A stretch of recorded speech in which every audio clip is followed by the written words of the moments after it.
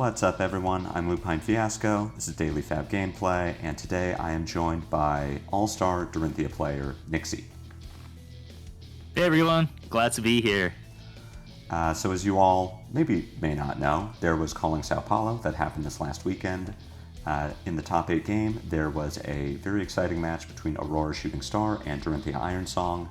I am somewhat of an Aurora player myself, but more importantly, an Aurora content creator, and I thought who better to bring on to analyze this game than one of the best, most notable Dorinthea content creators. So we are going to run through this game. We're going to pause after each attack action and just talk about, from both players' perspectives, what's going on in the matchup, what we both think about the plays, overall meta strategy, macro game, micro game. I'm really excited about this, Nixie. How are you feeling? Yeah, I'm very excited too. Definitely happy that Dorinthea was able to make top 8. I think everyone, Dory has really lower tier. But personally, I think that she has a decent shot as long as she doesn't run into super defensive decks. Dory just loves fighting his aggro. Personally, for me, I think Aurora is probably closest to 50-50 matchup. I don't know how you feel about that matchup. I feel the same. It's very draw dependent. I know that the build that Carlos was playing has 9 defense reactions in it, which, and if you were listening to the commentary during this game, the casters were very surprised to see such a defensive Aurora. As someone who started playing 9 defense reactions in Aurora back in Road to National season, you bring them in for Assassin and then just happen to get points against any Dorinthea that you run into, kind of without needing to tech for it. It really works out very well, like Nixie was saying. Dorinthea is such this deck that preys on aggressive decks that don't want to block. And if you can flip the script as an Aurora player and present this really blocky mid-range game plan, a lot of the time the Dorinthea just doesn't know what to do with that. Yeah, I totally agree. I usually try to go be aggressive, and I actually don't bring in any defense reactions. You'll see that Dorinthea, his list, he brings in, I think, 6 defense reactions of shelters and sinks, which is very surprising, but I think it actually worked out pretty well because it turned into more of a mid-game, mid-range slog instead of just like the aggro who gets counters or who gets to push most damage the fastest. So it's a very interesting game. Oh yeah, 100%. I mean, we'll get towards that in the middle of the game, but this, I think, really was not the Aurora Dorinthea game that anyone was expecting to see. So really excited to, really all the parts of this game were exciting to watch. Very dynamic gameplay, a lot of decision points between both players. So I figured we'll just get right into it. Yeah, let's go for it. So first off, as Aurora is the higher seed in this game, they got to decide if they wanted to go first or second. Putting the Dorinthea going first, I think, is the correct play. As any aggro player knows, if you can just put your entire hand in front of Dorinthea's first Dawnblade attack on turn 0, you get to start dealing damage first, you keep counters off the Dawnblade. It's just a really good way to start the matchup. One member on the top 8, so... Yep, but we can I just agree. get right into it. Yeah, as Dory, I would love to go second C in this matchup, but here, going first does suck, but thankfully, Dorinthea starts off with Determination and Warrior's Valor, swinging for 5 Dominate, which is amazing for sure. Yeah, this is not what the Aurora player wants to see, thinking that you have the advantage going first, and then immediately you cannot just put your entire hand in front of the Dawnblade. We can see from Carlos's hand there, he does have an E-Strike. So at the very minimum, he has a 3 block that he can give with armor to cover up the 5. And he just has to do it. There's really no... It sucks to give armor on turn 0, but he has to do it. Dorinthea's only counterplay to this is Ironsong Response or Blade Flurry. And so if Dorinthea is on 6 copies of Ironsong, then he only has 9 outs. And you just have to make him have it. You can't just give 3 here and hope that it's okay, because the backswing also is 4 with Dominate, so you still have to give armor to keep a counter off the Dawnblade. Yep, totally agree. It does suck to give up armor, but you just have to give it up and make the Dory have that response. Because if it's a 1-cost pump, which most of the time it will be, then they can't swing again, so it's totally fine. Mm-hmm.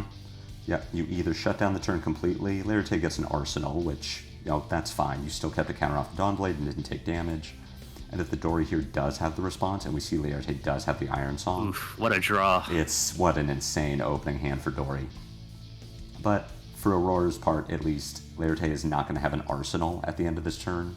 So it's like small victories. Yep. And since he committed armor here, I'm assuming you just have to give up the armor here too. Or yeah, hopefully you have the D-React, but it looks like, yeah, he's just grabbed the armor, block this out, make sure that Dory doesn't get that counter churn 0. Yep.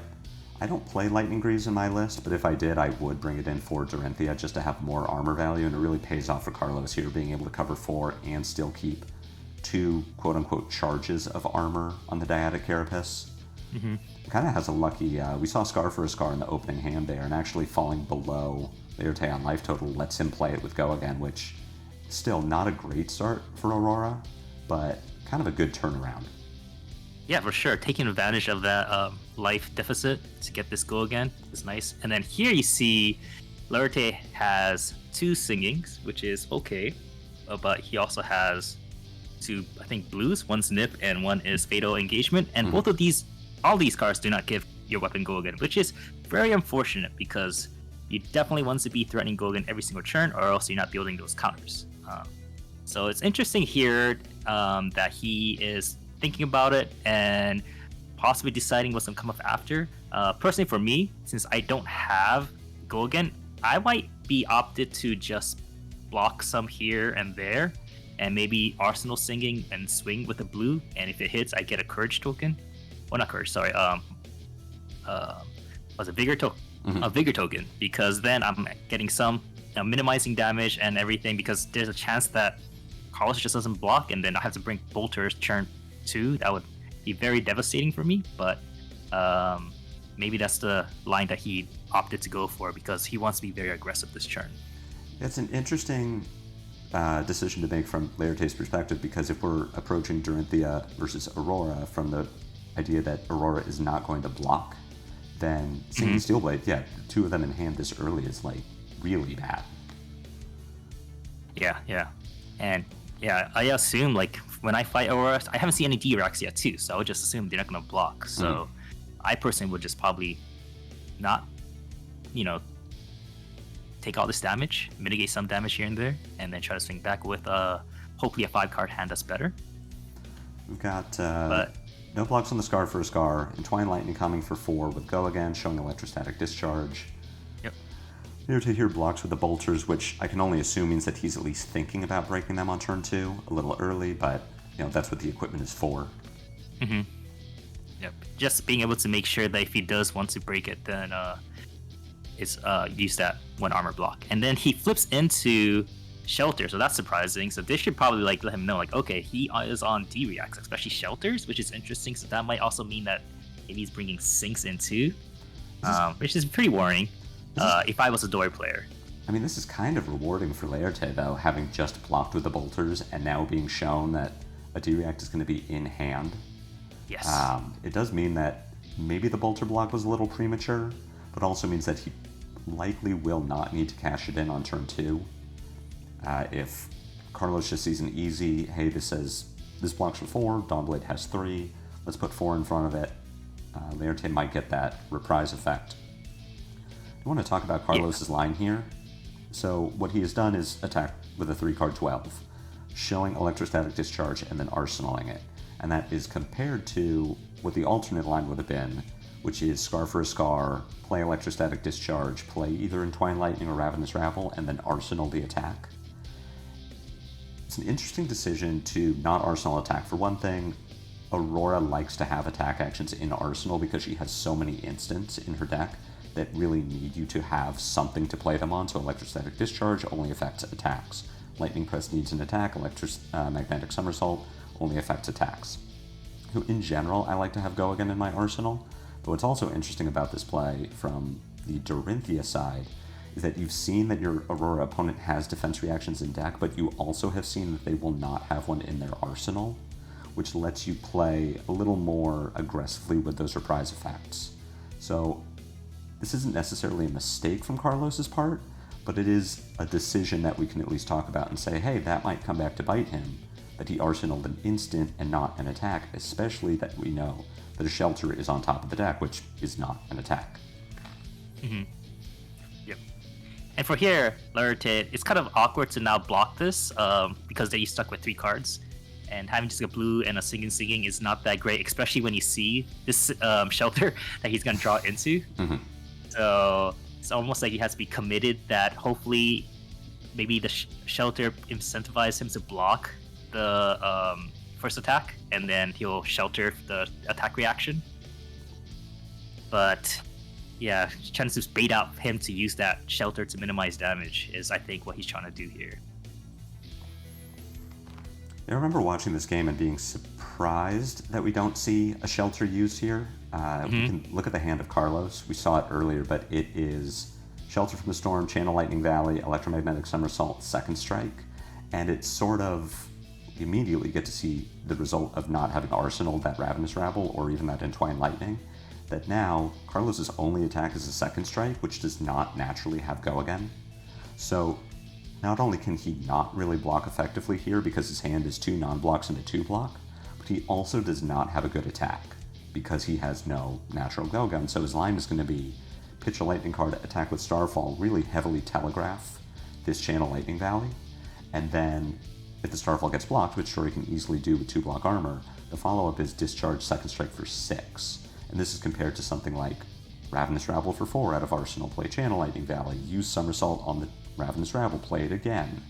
So I was surprised not to see the shelter used here for defense, but it was also a very disciplined play that immediately paid off. Yeah, for sure, because now Luarte is forced to break bolters to not have like a IP penalty on himself and have to try to threaten a counter here. And here he's just hoping like, yeah, I know you have that shelter, please play it. So when he says, no blocks, he's like, all right, is he just play it? Or now here, Luarte has to think, am I gonna just spend one singing just to do 1 damage and then use the other one to maybe, get more counters or something or more damage? But no, I'm very surprised Carl's just like, I'm just gonna take it and just let you have this counter. A really disciplined play that I also would not have made the same play. I would have blocked the Dawnblade with the shelter definitely on the second attack. In general, if I'm blocking Dawnblade, that's where I want to see the block come out, because on that first chain we've got Singing Steelblade, we've got Glint the Quicksilver, we've got ways to punish blocking on the first Dawnblade, and if I'm just saying I'm okay with taking damage but I don't want you to get a counter, I don't need to block the first one, I can block the second one, and then Glint doesn't matter as much, because it's just, the Go Again doesn't matter, unless you somehow draw into Twinning Blade, and then it's like super bad for me. Yes, yeah. But, if you know his deck list, he only runs probably 1 Twinning Blade, so if he burns that 1 Twinning Blade, that's great when he has 0 counters. So, yeah, but very, very disciplined play, very interesting that he chose that line. Got the Starfall coming for 1. This will be interesting to see if Luarte blocks it, because on the one hand, Channel Lightning Valley here is a big blowout. On the other hand, Luarte has seen the electrostatic discharge, and so blocking Starfall here for 2, this doesn't do anything. Nothing is accomplished by this block. Yep. Yeah, I was very surprised too, because that he has instant, so I would guess that he's going to be playing it, so I actually wouldn't have blocked it, because it's like, alright, he's going to play that. If he has COV, then I guess that does suck, but I know he's going to try to give this go again with that discharge. So, yeah, very heads-up play for him. Did pay out because he did have COV, but if he didn't have COV, then it could have been kind of a waste of armor block. Right. Yeah, if he has a CLV here that's like massively impactful, it seems like a good block. I'm no Dorinthea player. I can't vouch for how good it is to use your armor this early, but I do know that if he's just trying to slow Aurora down while he gets counters on the Dawnblade, then just playing to the worst case scenario seems like a good thing to do. Yeah, very interesting, because I guess if Luarte is running 6D reacts, I would guess he wants to save his armor a bit more, drag this out a bit more, but yeah, it does pay off though. He just draws a card here for Carlos and they can't really do anything with it. Yeah, I like playing the Channel Lightning Valley here just to draw. If you rip a yellow or a blue off the top, you get to immediately pitch it into Aurora to make an embodiment of lightning. And if you draw a red, you get the Channel Lightning Valley down, you're still playing with maybe a 6-card hand. Yeah. So Dawnblade for 4, we of course know that Dorinthea has a million offensive options in hand, including that Singing Steelblade. For the Aurora's part, we have a 4-block in hand and in arsenal. We've got 2/3 blocks and a 2 block. So if I'm thinking I need to get this counter off the Dawnblade, which I am, I don't want it to heat the 1, and I definitely don't want it to get 2. If I'm looking at this hand from Carlos, I'm thinking I can play a 2-card 8 if I play Skyward Serenade, make an Embodiment of Lightning, find Skizzik, attack with Skizzik for 4, go again, and then attack with Gone and a Flash for 4.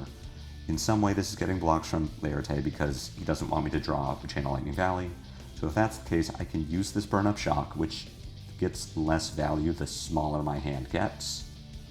And I have 8 more block with a Shelter from the Storm. So as much as I don't like blocking the first Dawnblade, in this case I want to, because I want to reset it, which means I'm blocking with Burn Up Shock and Grasp of the Arknight to cover 4, knowing that I have 8 more behind it if I need that. Yeah, that's a very smart play if you're, worried about Dawnblade going out of, control, because that's the way that Dory ends up winning, because once you get 2 or 3 counters, it gets super hard blocking the Dawnblade out.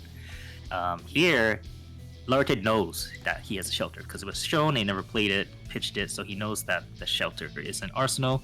So playing the Glint here will get blown out, but he does have a Provoke, which is an awesome card to force him to put a card. And I see Carlos is thinking about, like you said, how much to block here. But he's opting, hoping that the 8 block will be enough. And here, the Provoke here will force him to block.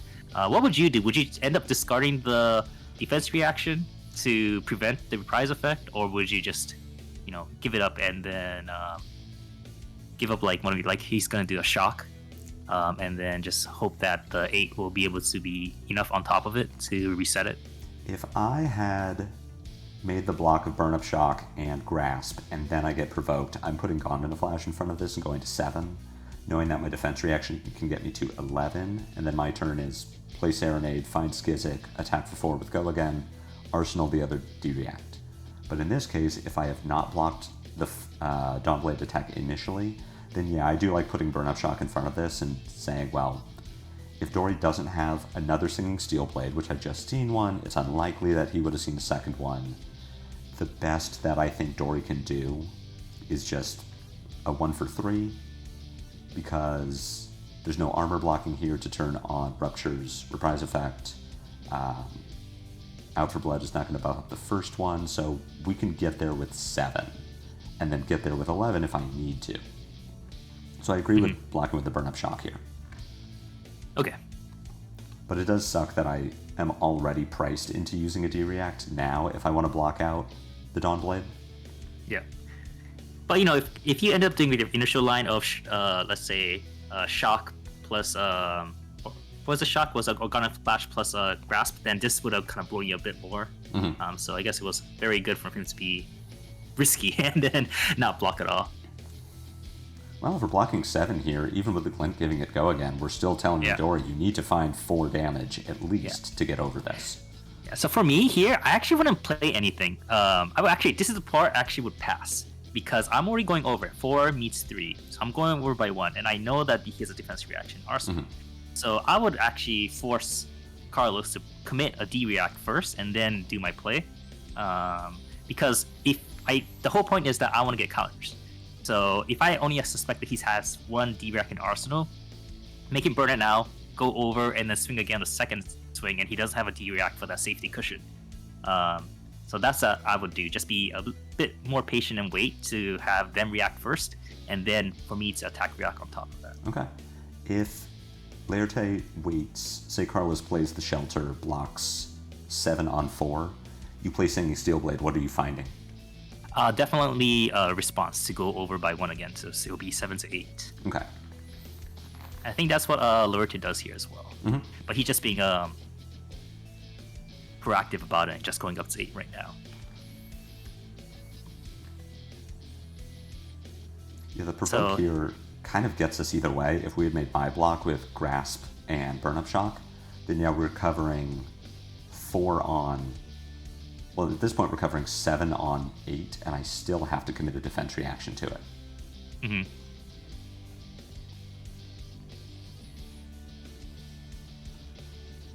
We've got response. It's going to make this 8, which again, so very now awkward for Carlos. The reason why he did that going to 8 because he knows he has a shelter, so 7 won't be able to cover it. So if Carlos didn't actually have a D-React, I think he wouldn't even play this shelter right here because it's gonna be going over anyway, and he'll save it for the second swing. Which makes it a bit hard, right, for Dory to get the second counter, because that's all you want to be doing. A very interesting decision, because he could still, at this point, it isn't too late to just back out. Say, cut your losses, take 5, save the 2 shelters for the next Dawn Blade, which is not getting any additional power. Yeah. So here we're committing shelter to block for 7, which means we're committing the second shelter. Yep. Do you... Wow, this is such an interesting decision, because we could just discard shelter, prevent 1 point of damage now, and then another point of damage later. But I guess that doesn't really make sense, right? If this No, Dawnblade because gets if you're over the blocking out top, Dawnblade, you definitely want to just top block here. Yeah, we're just trying to... Yep. Third singing is so brutal. Oh my goodness. Yeah, this is your third sing, your last one, right? So you gotta make it count. And here is very interesting because it's 9 meets what is it, 11? Yes. Yes. So I would grab my last Iron Song response here. So Lupinefiasco opts to get the Twinning Blade, which is very interesting because both of them is gonna be last copy of. Because I think you only used one already, and I think he used one earlier. So I think he only has one red response left, and he's running one Twinning. So both are very impactful cards. And then if you get response, you go up to 13, which goes over by 1. But of course, if he has a D-React, he gets kind of blown out. But Twinning here lets you swing again because of Glint, which is great. However, the issue is that if he does have the D-React, then he would just use a D-React to cover the 4. Yeah. So I think the benefit of going over by 1 is better than just swinging again. That makes a lot of sense. Yeah, you're getting a potential third D-React either way, but in your line, finding response, the D-React is only getting 1 point of value, as opposed to here, with the Twinning Blade, getting a third D-React, the full 4 points of value. Yeah. Well, it's not even just about points, it's just that preventing that hit, right? So like here, if he has the D-React, he'll just cover it, fine. If he doesn't, you get that 1 hit in, and then you swing again, right? And it forces 2 cards or armor block or something. But yeah, like if he has a D-React, he'll just play on the second swing anyway, and it'll just stop this too. So it's for me, that's what I think I would have done differently here. As far as blocking this, I'm putting Gone in a Flash and Arknight in front of this and just saying, you know what?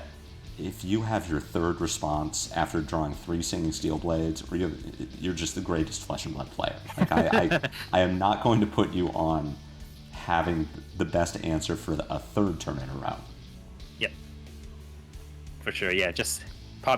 Would you end up just like arsenaling your last card then? Yeah. To get like a 5-card hand? Yeah. Yep. If I could pitch it to keep Channel Lightning around in some way, then I would, but with it already having 1 counter, I just can't do it. Yeah, makes sense. Choosing to block for 5 here, I think totally defensible. You're just saying, you know what? I am choosing to trade my arsenal for 1 point of armor block. And we've already seen 1 Iron Song Determination. We know it's top 8, so there are open deck lists. If Carlo knows that Lupinefiasco has the second one, then yeah, I think it makes a lot of sense to just say, I'm going to keep this 1 point of armor block, which will keep me alive later in the game. If you pause here, it's very interesting, is that the last card he had was Unsheath. So technically he could have played that Unsheath to swing for 7 last turn. Which I think might have been pretty decent, because that would force armor block as well. But maybe the reason I could see he didn't do that was that if he had the counter, then Unsheath would get go again, but at the same time, most likely he's going to get blocked out. So for me, I think if I had that Twinning play that he opted to do, I would have played probably just the Unsheath to threaten 7. With no cards left in hand, it's just ace up, but it just forces a lot of both cards and armor to prevent that from hitting. How do you like playing Spoils and Unsheathed here as opposed to just playing Spoils? I like it because I do know that now you are running defense reactions. You did go through 2, but you just want to be kind of aggressive and make sure it hits to threaten a second hit. And you can see here that he still has 2 cards left in hand with 1 floating. So that's very threatening, coming in for 8 damage go again. I'm just thinking as far as break points are concerned, if you play the spoils, the Dawnblade comes in for 5. You know that if Aurora does have a 3rd D-React, then he can't just play it. He has to use D-React and armor or D-React and card. Yes. And here for 8, I'm thinking like, oh, well, that gets covered by 2 D-Reacts if he has them. And maybe that's just 2 worst case scenario, but not a Dory player, so I don't know the value of stacking your buffs as opposed to spreading them out and saying, first Dawnblade for 5 go again, second Dawnblade for 5. No, I think definitely just front flipping is better. 5 is nice, it is a breakpoint, but you still have nice piece of armor of Carapace and the Providence, so you could just block a 3 block and a 2 block and then have that sync ready. So I think front loading it definitely is fine here. Okay, that makes sense. As far as Carlos's hand, we see that there's a 3-block current funnel, a sink below blocking for 4, a snatch for 2, and an electrostatic discharge which blocks for 0. If I'm Carlos, I definitely want to keep at least discharge and snatch to say here's 7 on hit draw. But currently the Dawnblade has no counters, and if we just play out Carlos's hand, he gets to set Starfall for 1, threatening 2 after he plays the discharge, attack with snatch for 7, make an embodiment of Aurora, and then arsenal a sink below. And I think this is a hand where Dorinthea has just shown 8 points of damage.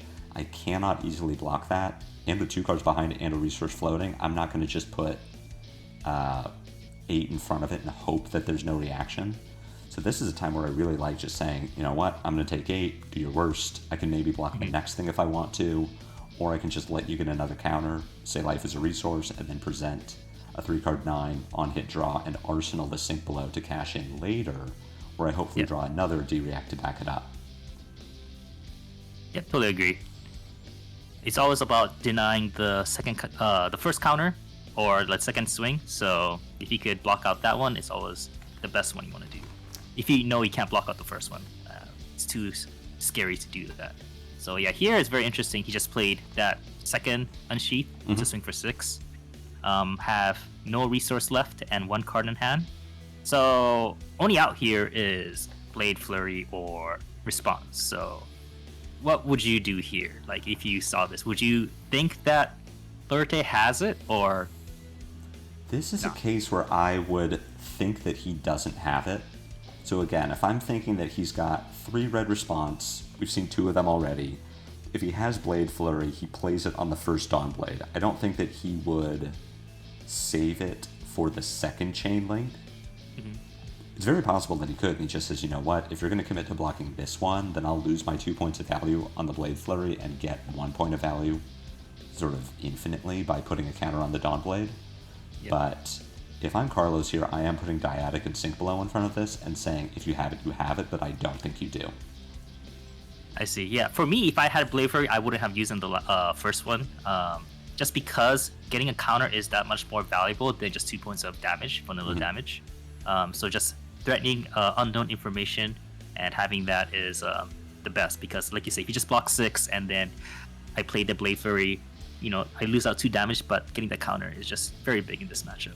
And Laerte doesn't have an arsenal, so if he does have the Blade Flurry here, then he just doesn't need to play it, he can arsenal it, so that makes a lot of sense. And with that in mind, I guess I mean, Carlos says no blocks, which ends up being the correct line, but I can see why that is the correct line, that you just say, life is a resource, I'll arsenal the sink, I can stack D-Reacts in the next turn, and we don't even need to worry about whether you have it or not. Right. So I do like that play a lot. Yeah. Since you're actually running these D-Reacts, I think 1 counter is actually not end of the world for you, right? Most of the time, if you don't run D-Reacts, 1 counter is very scary, but yeah, with 9 D-Reacts that this list is running, 1 is not too bad. There's always chances to reset it. You still have like healthy amount of armor, so I think it's very smart on him to just let him get 1 and just be a little bit more aggressive. If you are Dorinthea here, are you respecting Starfall for 1? Yeah, I think I do, especially because he let me get a counter. I feel like it has to be a pretty good chance of being a COV. I know we saw, I think, 1 of each so far. But yeah, I would think that it's a COV because if he has a COV, it would be a big blowout. So I would just throw armor on this as well. If you don't have a 2-block piece of armor, if you either have 1 and 1 or just can't block 2 with armor at all, are you giving a card from hand? Good question. That is going to be rough because having a counter already and no bolters, I do want to pressure as much as possible and make sure my weapon has go again. And at the current life of 15 to 23, I feel pretty good with my cushy life that if you have the COV, I think I'll let him have it. Because then you'll just be 2 and then draw into a card of 4. And then most likely it'll be maybe 2 or 3 4 attacks and then arsenal card. So it's not the end of the world. So I would let him have it if I don't have that armor piece. Okay. Yeah. Like I wouldn't want to, like, if my grains already had 1 counter, I wouldn't want to lose my counter already. or lose my grains already and have it break. Yeah. So we do see discharge played so that Aurora can activate. Carlos can activate Aurora before the snatch comes out. I really like this play. He has the option to just play the snatch, make the embodiment after, bank that go again for next turn. But if the snatch hits, that's an intellect penalty. And what snatch for 7 with go again does is say, if you don't block this, my turn keeps going. And if you do block this, it ends. So how many cards from hand do you want to give me? For sure, yeah. That's very threatening. And I was surprised when I saw that shelter. Because I was like, oh, like, if that was me, I think I'll probably just take it. And like, hopefully it's not too bad. But that shelter coming in big definitely to stop that breakpoint of 7. I think this Here we see him going a 6 go again. Your hand looks like some no blocks. Yeah, I got a Discharge, a Lightning Valley, a Serenade, which blocks for 2. I do have another D-React in here, so my hand can block 8.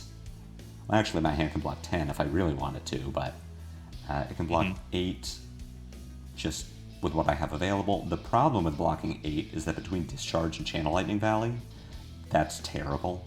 My best line with that is either pitch Discharge to Starfall and then play the Channel Lightning Valley and hope that my opponent didn't block it, or like just IP myself. I could use Crown to sink one of them away, but I really don't want to do that just for tempo.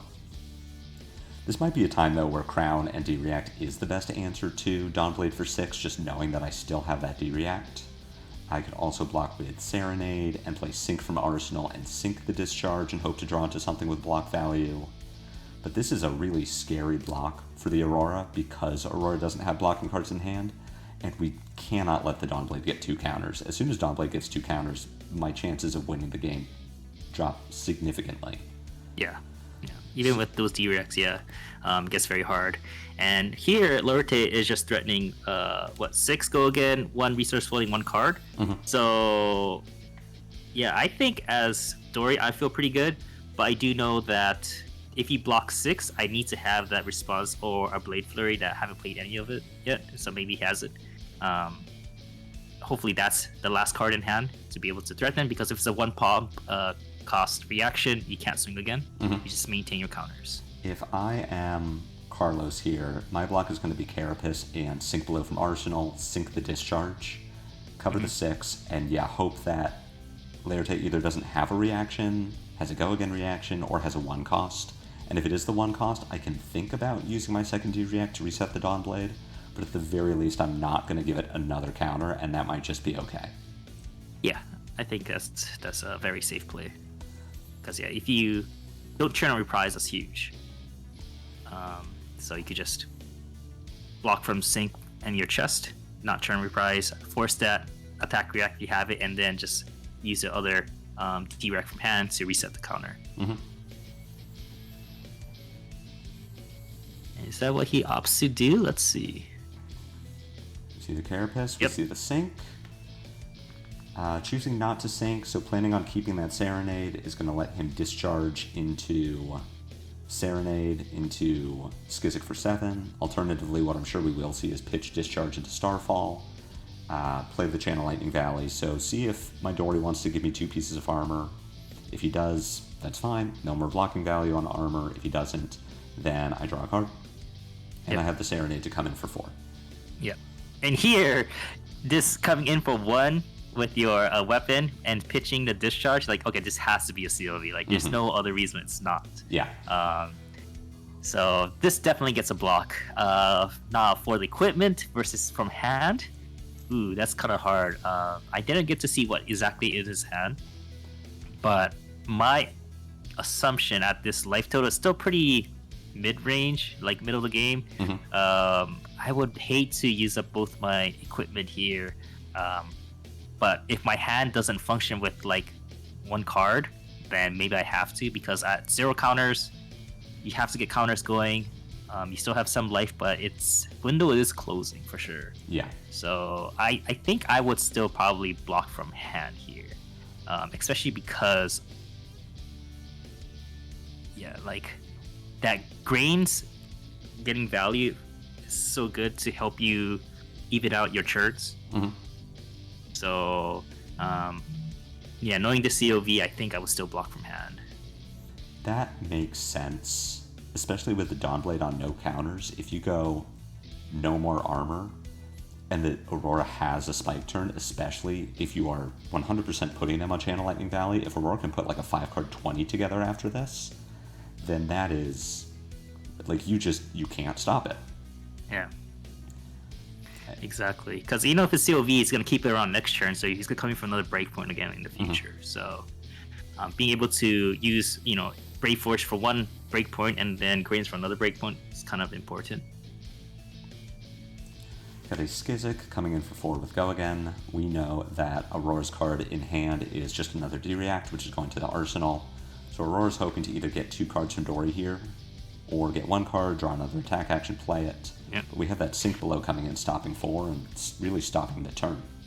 Yeah, that's very interesting if you want to pause here, because I think for Lupinefiasco, he also saw Sync earlier. I think that's the first time Carlos played a Sync, so now he knows he's at least on 60 reacts, which is very scary. And then now I think this is the first time Carlos saw a Sync as well. So what would your thought be like seeing these D-reacts from Dory? Oh, I'm disappointed, because the whole reason I'm playing Aurora is so that I can force people to block 4 power attacks with 2/3 blocks from hand, and seeing 4 D-Reacts left in deck, probably, does not make me feel good. No, this is... I feel like, okay, the Dory gave me a card, the Dory has less attack power, but I need to be implementing my game plan, especially if I'm at a life deficit. If we switch the life totals here, if I'm at 23 to Dory's 15, I feel great. It's like, cool. Yeah. You're just stalling the game. That's great. I'm gonna find more of my power cards. I can set up bigger turns. But at a life deficit, I'm thinking I have to not only block what you're doing, but I also need to be presenting offensive value. And if you can counter my offensive value with 1 card, that's terrible for me. Yep. Very surprised he's running the 6, but maybe his list doesn't allow for all these offensive cards to be slotted in, because his list might be a bit more defensive. So it's very interesting. The Dawnblade coming for 6 with a Warrior's Valor attached to it, 2 cards in hand, 1 floating. What is interesting about Carlos's hand is that it does not convert offensively. He has 4 cards, and none of which have Go Again, but they do block pretty well. We've got 2 3 blocks and 2 2 blocks, so this Dawnblade for 6 feels like a pretty easy Skizik and Static Shock block for 6. I've got that D-React in Arsenal, so if Laerte gives me an attack react from hand, then I can play the defense reaction, block it out. Then, because my arsenal is clear, I get to play the Snatch. Well, that isn't true. I get to play Lightning Surge. Threaten a card draw with Channel Lightning Valley. If I rip a yellow or blue off the top, I can pitch it to Aurora. If not, I just get to arsenal a Snatch. So it is sort of the double-edged sword of this sort of mid-rangey Aurora build, is that sometimes you draw hands that just don't function, but if they're the other half of the Runeblade hand where they're all attacks, they usually block pretty well. Yeah. And what was the arsenal? Was it a sync for Carlos? I believe that is Shelter. Oh, a Shelter. Okay, so can't sync a card. But yeah, I think 6 block here. And Dory has 2 cards, which is very scary. But I think the most he could go over is up to maybe 9, maybe 10.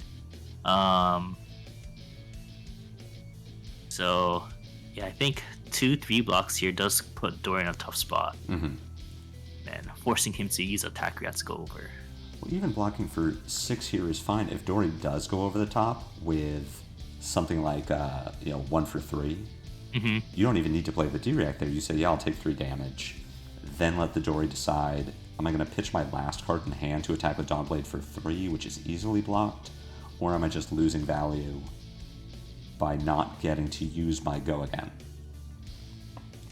Yeah, for sure. That 1 for 3 definitely would make it so that he has to pitch his last card. If it was a blue or yellow, it will be able to use Brave Force Bracers to make it a 4. But again, you don't care as Carlos because you do have a T-React to cleanly block that out. We gotta But interesting that you said that you would just like not block this out if you played attack react to go over. Because I think blocking it out on the first swing is still fine because you minimize damage.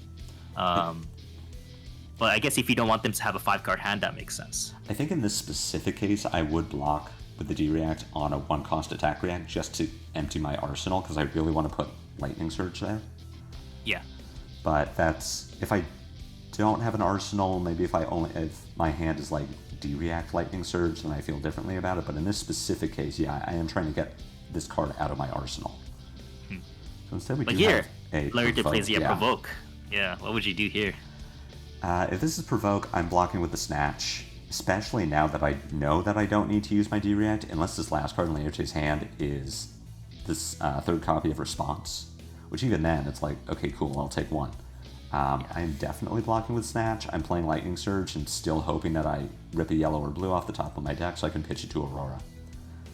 Just because playing the Snatch here, like even if the Snatch hits and I draw 2 cards, it's pretty unlikely that I can actually use them.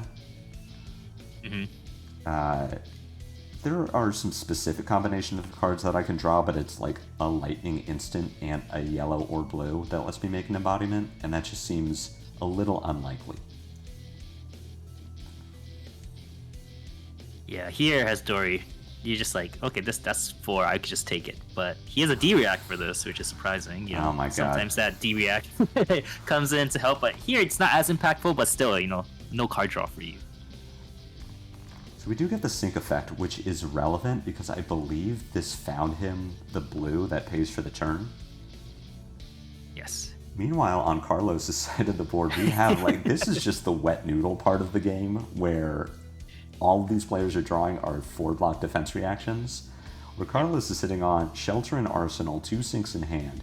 He has a Flittering Charge Somersault, so he can do a 2-card 8 and like actually maybe start to advance the game state, but with having these 3 defense reactions, I'm just in a weird spot where like my Dory has 2 resources floating, 3 cards in hand, so I don't want to get greedy and like sink a sink and just try to draw into something offensive. What I might want to do here is I want to block this Dawnblade. I have 12 points of block value between 3D React. I want to make Dory respect it. So I think this, I'm saying no blocks, and then I am playing my Shelter from Arsenal and seeing what the Dory does, and depending on how many cards he spends and how many resources he has floating, maybe then I'll sink a sink, but even if I don't do that, then my hand is going to be Flittering Somersault, Flittering, Arsenal, Sink Below, and feel good about it. You wouldn't just want to, let's say, the second sink that you're talking about, sink a sink, would you not sink a sink because you want to keep another D-React in Arsenal, or you rather just be offensive? If I can block with 2 D-Reacts here, then I'm very interested in keeping the 3rd one because I'll have an open arsenal. But if I played... the problem is if I play Shelter and then the Dory says, okay, that was it, like, in whatever world that they just didn't have go again, then I feel really silly because I'm holding 2 D-Reacts and I can always pitch one to Starfall after I Flittering Somersault, but then one of my D-Reacts is just gone. Like, I only shuffle a little bit. I'm at 15. This game is not going to go long enough for me to naturally draw into this second sink below that I just sunk with my first one. So I want to get my value from the D-Reacts. Oh, I see. So you would actually, maybe I misheard then, you would play the sink from hand first, or you would play Shelter from hand if you like Laerte didn't do anything? I would play Shelter from Arsenal first and then feel bad if Laerte doesn't have a follow-up. If Laerte does have a follow-up, then I'm at that point considering, how do I feel about this follow-up? Do I think I'm going to need this 3rd sink below? So I guess if I'm playing Shelter, I'm just not sinking here. I see. But interesting, we had Laerte say, oh, right, no blocks, and then we got Puncture no blocks. for Reaction 6. first. Attack reactions Oh first. my god. So at this point, yes, I am very happy to play Shelter and Sink and make Dory do a third thing. And yeah, kind of what we were talking about before, I am not sinking my second sink. I'm saying here's 8. Do you have a way to get over it? If you do, great, I have a sink. If you don't, cool, I have an arsenal. So he does play the Shelter first. Mm-hmm. And for me here, I'm not threatening go again. And he played 1 from Sink, and that's the last Shelter from Arsenal, and that's the last Shelter. Mm-hmm. And going up to 8, pushing 4 damage, but I think he has 1 card left in hand, no go again. So he's just threatening damage. Mm-hmm. I think I would have maybe kept it for me, because I don't know what the last card is, but yeah, I know that you're running a lot of D-reacts. Pushing damage here is nice, but it does get blown out. But with the life totals at 15 and 23, maybe I do want to just like push damage and then hope that you don't have another D-react. No, that makes sense. Yeah, so maybe it is correct just play it out and then just Arsenal card, because he has 1 card left. I believe the last card in Laerte's hand is a D-react, which does make this awkward if he tries to hold the Blade Flurry. Is there ever a point where you are fine taking that intellect penalty as Dory to hold something as valuable as a Blade Flurry if you do draw into go again? I think this is the first copy of Blade Flurry we've seen, Mm-hmm. so we know there's 2 more in deck, so I think it's fine to actually spend it to threaten 2 more damage. Okay. As Carlos, this is an easy block with the Sink Yep. Blow. I don't want to keep a second one in hand. I get full value. And I'm very happy to just send 8 here and actually start dealing some above rate damage. If I get 2 D-reacts at a Dory, it's like, I'm a little sad that the Dory just keeps having it and I keep not pushing damage with these breakpoints, but it does mean that Dory is playing a 3-card hand trying to push damage, and Yep. I can deal with that. Yeah. So it was the D-react Shelter, so able to mitigate some damage here, which is good. Oh my gosh, another Shelter! Like Look I at these said, clunky hands. I'm yeah. not happy about this, but I can at least accept it. Yeah. So the defense reaction is definitely nice, but I think, like you saw from both sides, it could make really clunky hands for both sides, right? Mm-hmm. So it is kind of unfortunate. But stopping those breakpoints is pretty big. Okay, so we've got a Dawnblade coming in for 6. This does not have go again. I have a Sink Blow in my arsenal, a Sigil of Suffering in my hand. This is the first copy that we've seen from Carlos. If you are Dorinthea here, you've seen 2 different defense reactions, neither of which are the one that Aurora usually plays. Yeah. Are you thinking that I have 9 D-reacts, or are you thinking that I have 6 and I boarded out my Sigil? I think the one you would probably take out is Shelter before Suffering, Sigil Suffering. So I would assume that you're running Sigil as well, especially if this is open deck list, because Sigil is such more value than Shelter would be. Like Okay. Sync for sure, I think still you could run it because the filtering effect is very strong. But yeah, the Dory's never gonna go really wide, so Shelter doesn't do as much. So I think I would suspect a Sigil is still in the deck somewhere. Let's see, it's a Lightning Surge. So Carlos's hand is Suffering, Gone in a Flash, Lightning Surge, and Static Shock, which is, again, just not really a functional hand. So this is a really interesting block. I do want to block this just to mitigate damage. I don't think that the Dory... I mean, Dory has 1 card in hand, so even if this is a way to get the Dawnblade go again, there's no damage attached to it. If I block 6 here, the only way out is Glint into a pump, and at that point I have 2 D-reacts, so maybe I can get around it. This is an interesting one, though, where I think I'm blocking this with Gone in a Flash, Sink from Arsenal, and then I'm sinking one of my attack actions and just trying to find something that lets me convert the hand. Yeah, Because if I... you probably want to keep Lightning Surge for maybe Arsenaling, right? Well, Yeah. Like which one would you actually prefer? Arsenaling Lightning Surge or like a D-react? I would prefer Arsenaling a D-react. Okay. So I guess if I'm blocking this for 7, I know I'm giving a 3 block from hand and a 4 block from Arsenal. I'm blocking it with Gone in a Flash from hand. I am sinking my Lightning Surge, and I'm trying to draw into one of my 3 copies of Lightning Press that I haven't seen yet, because Lightning Press Static Shock is a 2-card 8, and then I arsenal the Sigil of Suffering.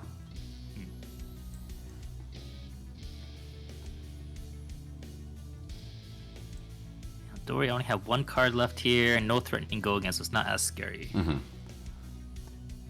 Yeah, I could cleanly cover this with Gone in the Flash Static Shock and just put the onus on Dory to play a reaction, but Dory has no arsenal, so I don't. Yeah. He can just afford to save this last card in hand, and then I am taking that intellect penalty because I don't have Go again.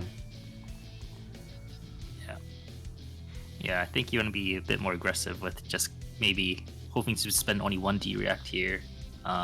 If you have to, you have the second one that if I go over with the other last card in hand, it's fine. We've got so he plays Sync. Sync Blow being played, drawing into a current funnel, which is also unfortunate because does not have Go again. And then choosing to play the Sigil of Suffering. This is, I think, a very interesting decision. We are going down on D-React, so drawing the blue says I get to pitch to Grasp of the Arknight, I get to attack with Static Shock, it's 1 Arcane, 4 physical, Arsenal Lightning Surge, which has Go again, but I am so concerned about 5-card Dory, and I don't have D-Reacts to play against it. I have played 3 Sinks, 3 Shelters, I have 2 Sigils left in deck. Sigil is the most conditional D-React, because if Dory has floating resources, she can pay into AB. So this is a decision that I think is good if you know that there's an instant on top of your deck or something with Go again, but if you don't know that, and Aurora doesn't have a way to know that, this is a really risky block. Yeah, I'm very surprised he spent both of his D-Rex that he had without giving 1 card. But also, I want to pause real here. Yeah.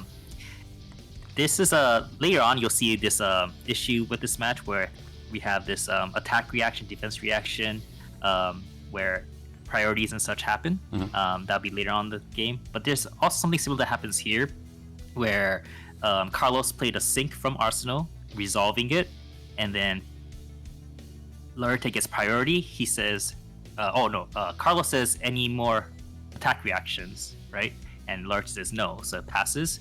And I would have thought that also meant it's an empty stack, so the turn just ends, so Carlos cannot play the Sigil after that. But actually, that's not the case, because for defense reactions, different in that once you play the defense reaction, it resolves.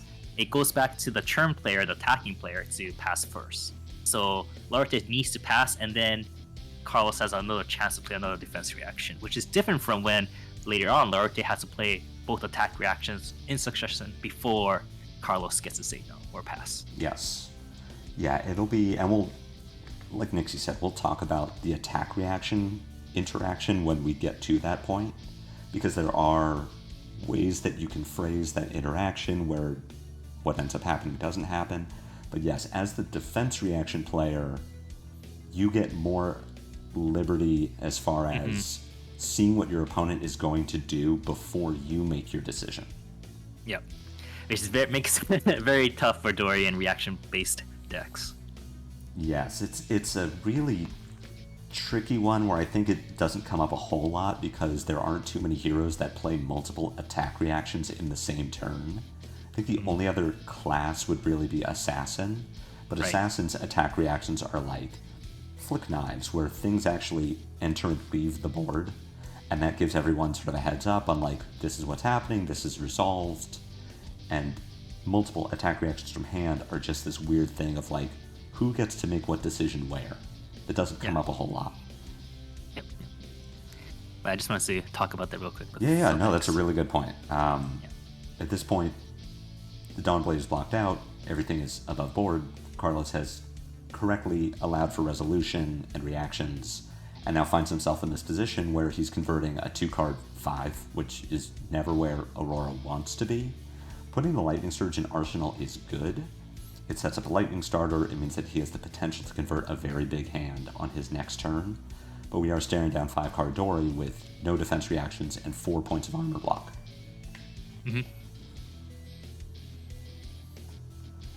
Yes, he just takes it. And we see another Sync from Lurte here, so stopping another breakpoint, which is great. Plays that. So brutal. And Yeah. Stopping those nasty breakpoints. But let's see if he fixed his hand. I think it did. I think he drew into a blue. Yep. Yeah.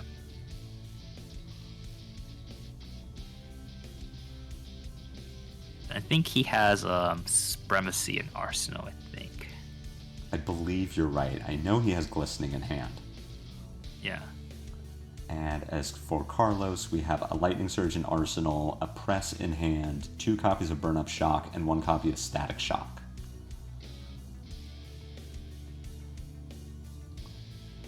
And so this is, as a Dory player, you're living the dream at this point. This is the absolute worst interaction to see as the opponent of Dorinthea.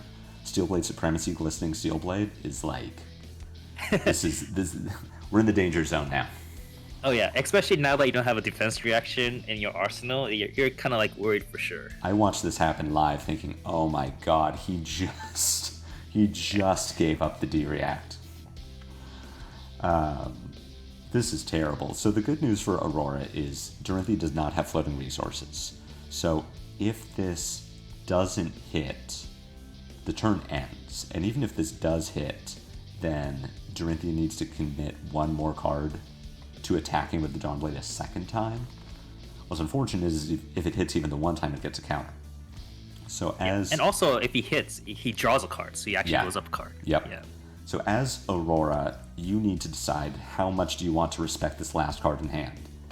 We have seen 2 Iron Song responses, but not a third. We've seen 1 Blade Flurry, but not the second or third.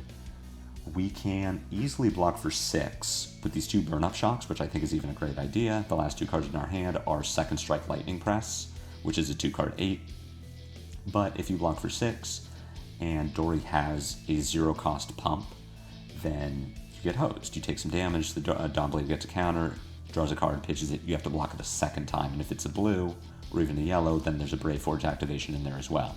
So we can easily commit 6, we can throw Grasp on top of it and commit 7. Do I think it's worth committing Carapace and blocking the 8 to play against the absolute worst case? That's a really tough call. I am a conservative player. I think I would play against the worst case scenario and block with both pieces of armor and the 2/3 blocks from hand and cover that 8 and just play around that response. Do you, as Dory, think that is correct, or are you thinking like, nope, you've only seen 1 copy of Blade Flurry, but you've seen 2 responses, put me on having the most common, the most realistic option? I think as Dory, I think you should respect response. There's 1 left in deck, and if I do get this at this life total, it's pretty much game over. Yeah. Because I get a counter, I get to swing again, I get to still probably keep the last card in hand, and if you don't block that one out, I'm gonna get 3 counters. So response will just pretty much end the game. And here, all you have to do is commit 3 blocks, and your 2 pieces of equipment, or your Providence if you want to. Cover 8. You know for sure can't go over. Twinning won't do anything because you don't have any floating resources. You saw it being used. So I would think that you would want to just play safe, like you said, and just block 8. I think there's another line here where Aurora just puts 3 blocks in front of the Dawnblade, saves the armor, plays Lightning Surge from Arsenal for 4 go again, and then Arsenals the Press. I don't know that that's better than using the armor, and in fact I think it isn't, because if I get to Static Shock Lightning Press, then I'm potentially pushing 8. Evening up the life totals, getting to keep a Lightning Starter in Arsenal, and I've just seen 2 power cards for my Dory. So giving the armor and the 2/3 blocks makes more sense, but I do think it's at least worth mentioning that Aurora could play very conservative and not spend armor, but still play against the worst case scenario of response. Yeah, makes sense. I feel like armor is pretty good here. I think that's what it's for. You want to end up using them before it gets too late. Yep, no, 100%. Worth mentioning too that if Carlos did have the Sigil of Suffering in Arsenal, then he can commit 7 in a different way, which is to block with a 3 block, a 1 block piece of armor, and then play the Suffering. And it puts Laerte in a really bad spot where, because he has no floating resources, that is blocking for 8, but if he pitches this last card in hand to pay for the AB, then he doesn't have a reaction to play on the Dawnblade. So like, even if this last card is response and he plays it, because the suffering isn't being paid for, it still covers 8.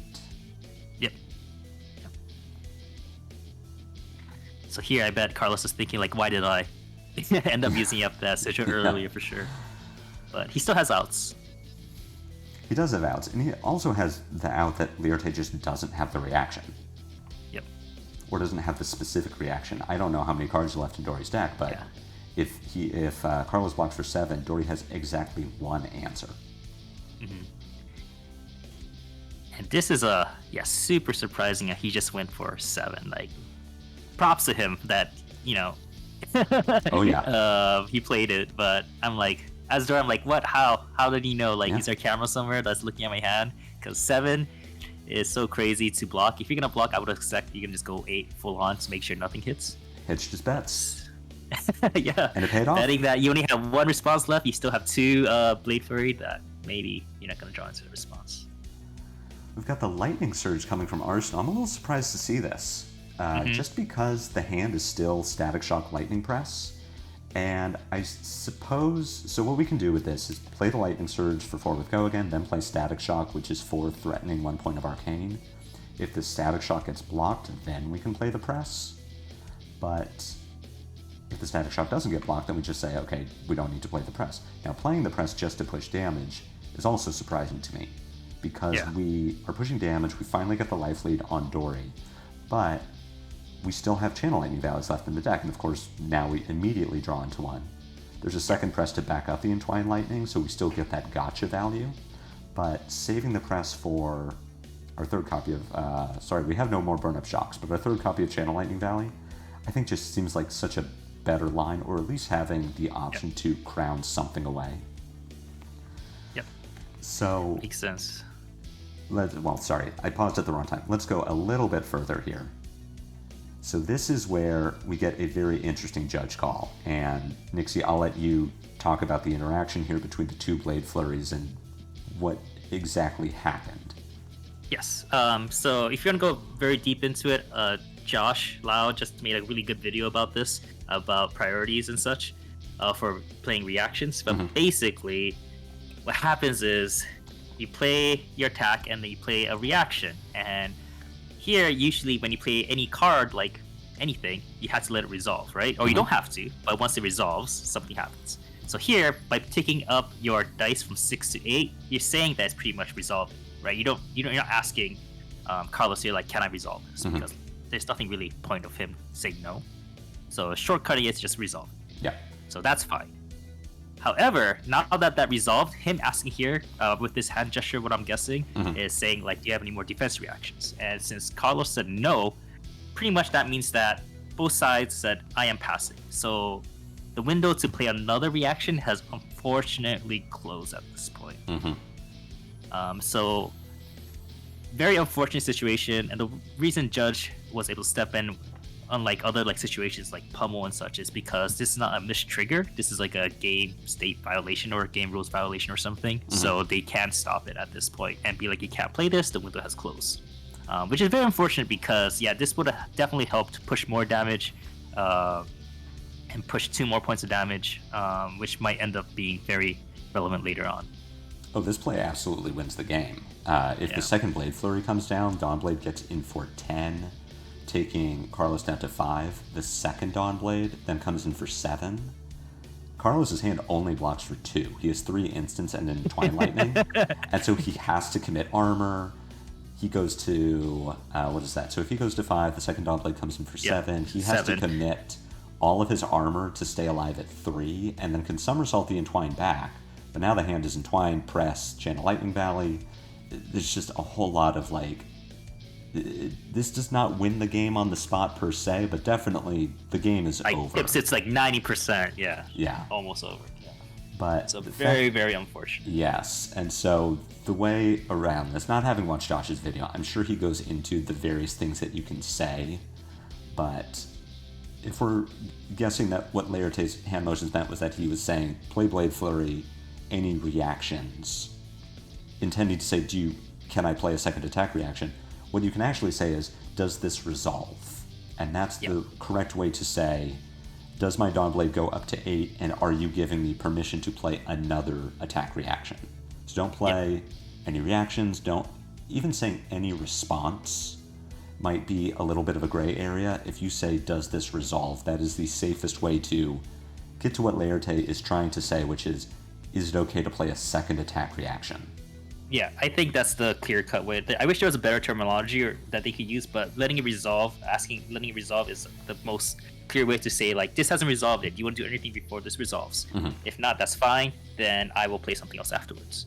And there are reasons that this is relevant, not in this particular situation, but a card like Exude Confidence in the reaction step that gets buffed up to the point where it has more power than a defending attack.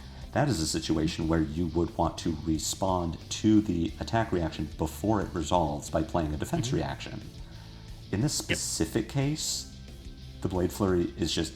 Laerte is cleared to play the second one, and it is just that miscommunication that takes away his window to do it. So really, really unfortunate situation. Mm-hmm. Yeah, very, very unfortunate for sure. I think everyone was like, no, what happened? For sure at this point. Because like you said, this would have definitely tipped the needle to Dory's favor. Mm-hmm. Yeah, so here we have the commentators are talking through it. Let me see if we can get back to the game. So at this point, we have reversed playing the second Blade Flurry. I mean, let's not take it out of context. Aurora is still in trouble here. Taking 8 down to 7, the second Dawnblade comes in for 5 with a known Blade Flurry in hand, plus a potential other reaction. So if this last reaction in hand is like response, Aurora still can't block from hand. Aurora's still going to take a bunch of damage and have to give armor that is not keeping a counter off of the Dawnblade just to stay alive. And Aurora's hand is good. It's a good offensive hand. It can push 11 points of damage between Entwine, Somersault, Entwine, Press. Channel Lightning Valley can draw into another 4-power attack, but that doesn't kill Dory. And the Dawnblade will still have a counter. Mm-hmm. Yep. It's unfortunate, but they played out, like you said, takes all the damage, nothing I could do. And all he has to do here is, I'm guessing he's just going to swing, because he knows the Blade Flurry is in hand. I guess what he could do is also use Brave Forge and then pitch another card, just swing. Mm-hmm. But then Carlos will know that Arsenal is that Blade Flurry because that's now known information. Mm-hmm. So I think, just not pumping here and keeping the element of surprise for that Arsenal card is better. So Dawnblade for 5 is still really difficult to deal with. From Laerte's position, rather from Carlos' position watching Laerte, I know that the Blade Flurry is going to be played. For one thing, it threatens lethal. For another, Laerte has 2 cards in hand. If he plays the Blade Flurry and Arsenal's the last card, then he gets to go into his next turn with 5 cards. So I need to block this, but again, we come to this situation where my hand doesn't block well. So at this point, I am giving 3 block value from armor, going to 1, and saying my hand does a minimum of 11 and a maximum of 15. You are going to have to give me cards, and if you have the second reaction, if you have Blade Flurry number 3, damn. That sucks. Yeah, that sucks.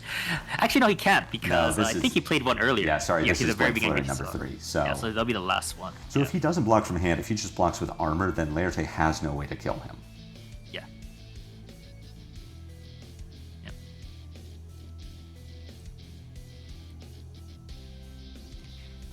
So do the armor blocking for 3 on 5, taking 2 at the moment. Blade Flurry, of course, would pump this up to 7, which would take Carlos down to 3. Still having some life total to play with, not as dire as I misrepresented earlier, but still putting him into a bad position. So here, why would you block with Providence, you think? Because you're not going to... Even if you didn't block with Providence, you go to 1, right? And then you're still not dead, and you could probably save Providence for when you want to sink, because I don't think Carlos sank anything here. I think, so there are a couple reasons. One would be, without having Laerte's deck in front of me, I can check if it has Steel Blade Shunt. Then I wouldn't want to go to 1, because I am going to need to attack with Starfall at some point in this game. But I can also see a reason to do it, being that I'm playing around Puncture. If I get my armor block from Crown now while I'm not going to get punctured, then I don't have to worry about respecting Puncture's Reprise effect later. Makes sense. But it is debatable for sure. The other thing being that Carlos is probably not going to Arsenal this turn, depending on what he draws from the Channel Lightning Valley. If it is literally any attack action, I'm just playing it. Yeah. And this is scary. 4 go again, so you know at least 8 damage is coming through. 4 go again, critically, no armor block, and I want to say at this point we have seen all 6 of Laerte's defense reactions played. So unless he's somehow playing 9, this is definitely I think he has getting 1 through. left, I think.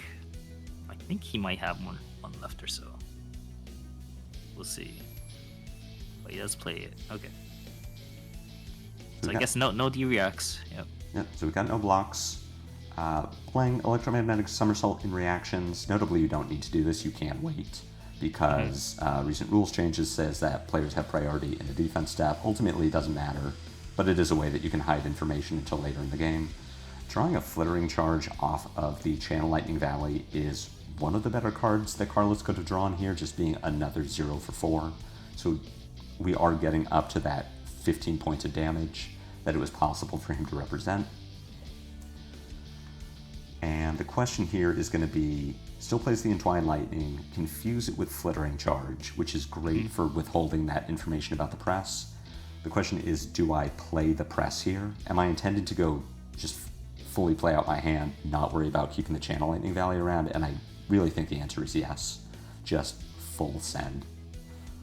Just go for the kill. Yeah. I do still have 2 Sigil of Sufferings left in my deck, so there is a potential for me to keep the Channel Lightning around, draw into Sigil of Suffering, and then get that 4 points of block value, deal 1 arcane, draw a card. But I don't think that Dory is going to put himself in a position to get shot by that point of arcane. Yeah. Yeah, and very smart for Laerte to respect the press here, because he hasn't seen any yet, so he knows that probably in the deck somewhere, so just making sure that he doesn't just get blown up by it. Maybe at this point he might have seen 1, possibly even, he might have even seen 2. Oh, I know he's seen at least 1. Okay. Oh, yeah, he played 1 early, yep. Just didn't arsenal anything from that one strike thing. If you are Laerte here, you have 3 cards in hand, you've got a Dawnblade with counter, your opponent's at 3, you've seen 7 defense reactions. Are you respecting press? Very tricky, because there's a chance that he could have just pressed at the very beginning too. But no, that one doesn't lethal. On the second one with 1-2, since you did end up blocking, even if you press, it wasn't lethal. So on the third one, there's still a chance. So I think I would still respect it. I wouldn't want to just die to the press, so I would still give 1 card. And since you're swinging for 4, no armor left, I think that's fine. So you just commit 1 card, and your Carlos is only on 2 defense reactions left, so there's a less chance that they're gonna, draw both of them at the same time, or even maybe 1. Okay. That will be most spread out. Okay. I think blocking here is absolutely correct. I'm just curious to see how greedy you want to be as the Dory player. I do feel you don't want to lose top 8 because of you got too greedy and lost to Lightning Press. I mean, sometimes you have to be greedy to get the win, to play for the win. But since you already committed 1 card, I think it's fine. Yeah, I think he is in a position here where he can just commit. I think the Dory is ahead in this position. Yeah. Not so much in life total anymore, but just from board state. Yeah. What do you think about the play here, just forcing him to go down to 1? I think this is arsenaling. I think it's great. I think it's absolutely the right play. Depending on how the Dory's turn plays out, you might not get to keep cards in hand in order to get value from that press.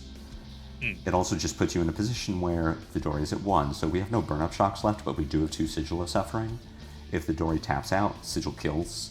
If the Dory goes to 1 and you draw into 2 Sigil of Sufferings, that kills. So just putting your Dory in kill range of any point of arcane damage, I think, is the right call. Okay, yeah. Yeah, good old 1 dying to either Shunt or Sigil, So we do see that Sigil in Carlos's hand, so really good decision to put Laerte down to 1. Laerte has a floating resource and a card in hand, so this isn't representing lethal, but is critically putting him into a position where it could kill him. Now, unfortunately for Carlos, we see a 2-block and a 3-block, so we can get our 5 points of value from Somersault, but if we were able to block 6 on this Dawnblade, that would just be insane. Oh yeah. You definitely want to block 6 if you could. Because now, the Laerte doesn't have to do anything, right? They don't have to play that last card. Yep, Somersault comes down, brings the 2 cards back to hand. And we've got the Dawnblade coming in for 4 with no resources floating. Very interesting here. I don't know what the last card is, but very disciplined if it was a red. He didn't use it for Brave for Braziers and then swing, because then that would require 2 cards. But he knows that if it was the sigil, he'll just die. Yeah, keeping the last card in hand to play around the sigil, absolutely the correct call. Carlos holding the sigil, also the correct call, although I could see a defense for playing the sigil, making Laerte give him a resource, and just passing the turn. Maintaining a bit of that life total. What is interesting about Carlos's hand here is, with Laerte at 1, there's no world where he takes a point of arcane damage from Rune Chant from Grasp of the Arknight, so Carlos doesn't have a line of pitch blue into Grasp, attack with Second Strike, deal a point of arcane, Second Strike comes in for 4, go again, and then attack with Starfall. But he does get to pitch blue to Grasp, attack with Starfall, and get 2 cards out of Laerte to not be dead. So what I like doing here is blocking with the Second Strike and then playing the Sigil of Suffering. You still get a card from Laerte to pay for the Arcane Barrier. The Dawnblade doesn't lose the counter, but it doesn't gain a counter.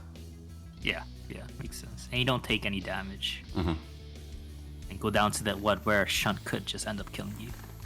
And we see Carlos thinking about blocking with these 2 cards, again, blocking for 5, and just saying, Laerte, if you have the Blade Flurry, how greedy do you want to be?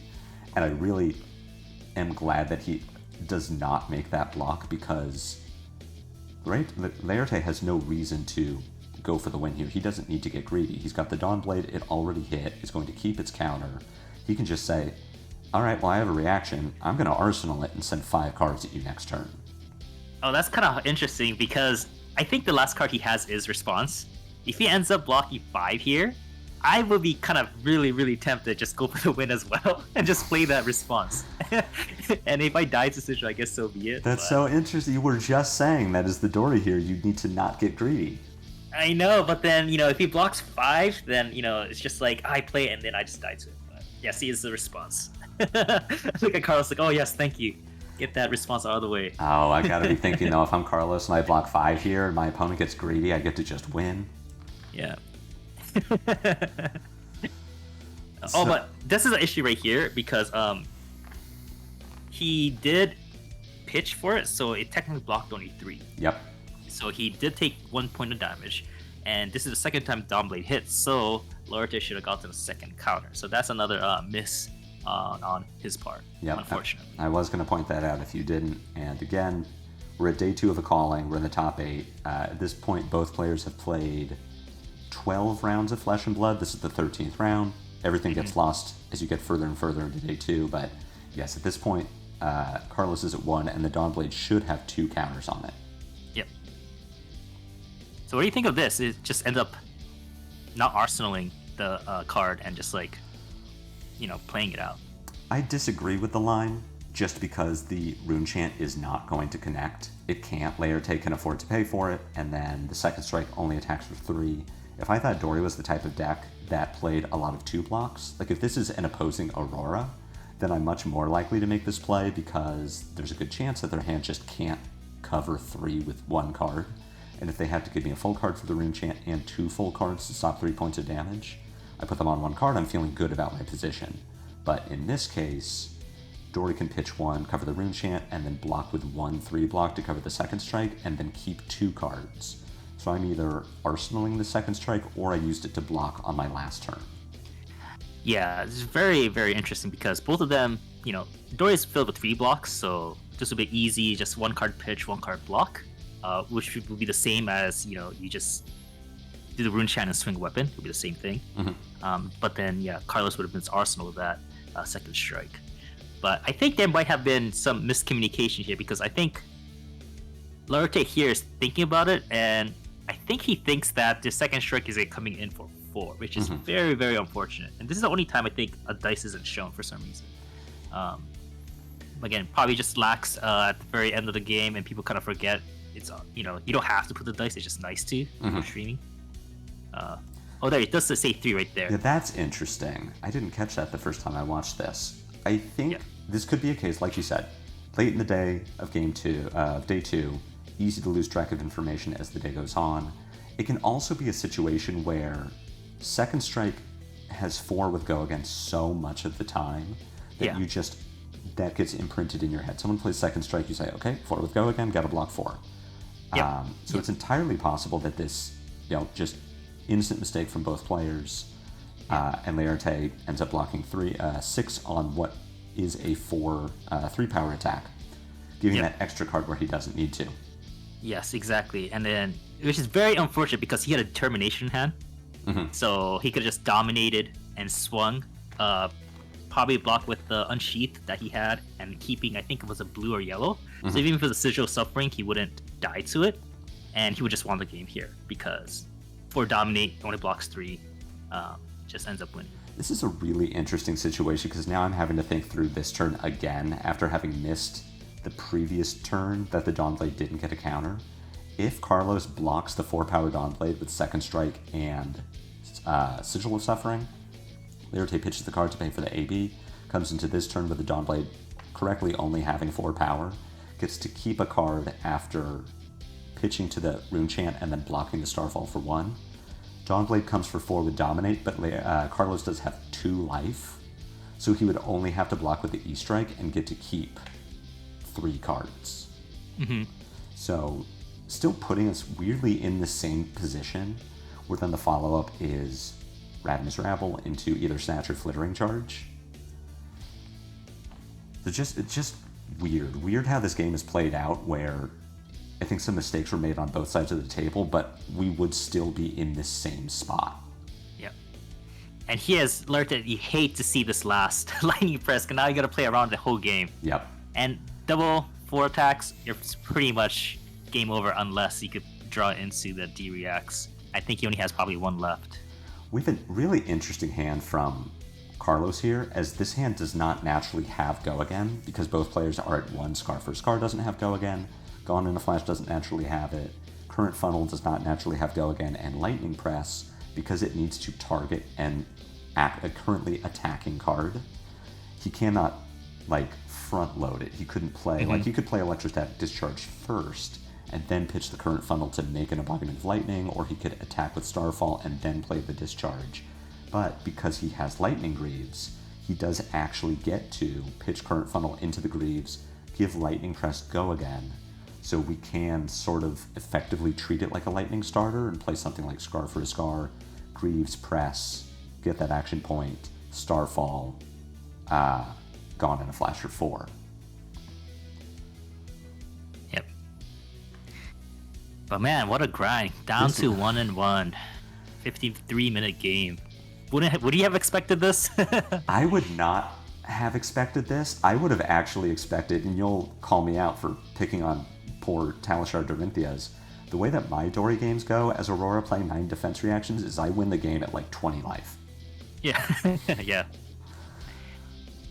But no, because I just get to, I just block a lot. I'm a very conservative player. And then you probably don't expect the Dories to have all these D-Reacts, so yep. And here he has to respect the press and then gives it Go Again, like you said. Very, very cool move, and then come in for the win. Absolutely, yeah, wild game. Not what I would have expected from this matchup, and I don't think it's what anyone would have, certainly not what the casters expected. No. It was a very, very exciting match. Props to both players for putting on a great show. Very unfortunate at the very end of the game there were some misplays, but still it was a phenomenal game to watch. Yep, really, really cool. Yep. Did you learn anything from this, or has this impacted how you view the Aurora Dorinthea matchup at all? Have to see how your list gets picked up with all these 9 D-Reacts. if they start running 9 I think Dory can't just, pure race anymore, which kind of unfortunate because that's what I like to do. I just like to, race. Well, yeah. But getting those downblade counters reset is very painful. Dory's like a freight train. Once she gets going, it's really hard to stop. But if you stop her before she gets going, it's very easy to manage. So yeah, I have to think about it a bit more. I thought I had this matchup in the bag and like locked it tight, but now I have to think about it a bit more what I have to do for London. It's weirdly, the 9 defense reaction Aurora is weirdly not a fringe build. I think it does, like I said at the start, it has a lot of play into Assassin, and then randomly has more play into other matchups too. Oh yeah. So yeah, you get to sit down against a Dorinthea. It's like, cool, we're gonna slot these in. They get 4 points of value and don't use my action point. So that is just all part of the Aurora 4-power tribal. One thing I did notice, which is very interesting, was that Providence was used instead of Purgatory. What is that?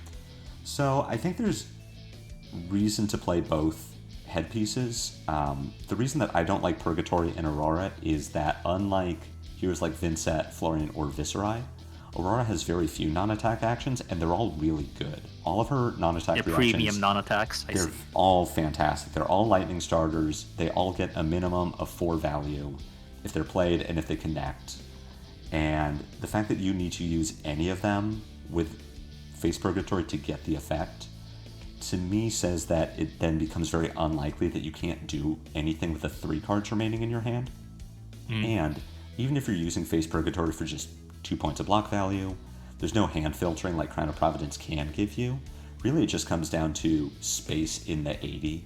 Do I have enough room for this headpiece that kind of doesn't do anything a lot of the time? And the answer is no. If I had like 85 cards in my sideboard, then yeah, Face Purg is going in. I'm playing it in aggro matchups. I can play it against Assassin and Dory and feel really good about it. But space is already so tight in Aurora, especially if I'm playing 9D reacts. I just don't have room for it. Makes sense, yeah.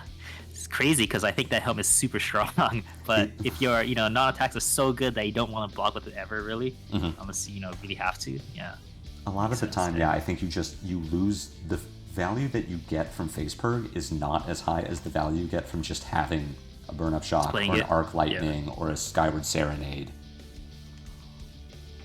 And I don't want to play like, oh, I'm putting Written in the Stars in for my blue because it works with Face Purg. It's like, well, I don't want to play bad cards to make my bad cards better.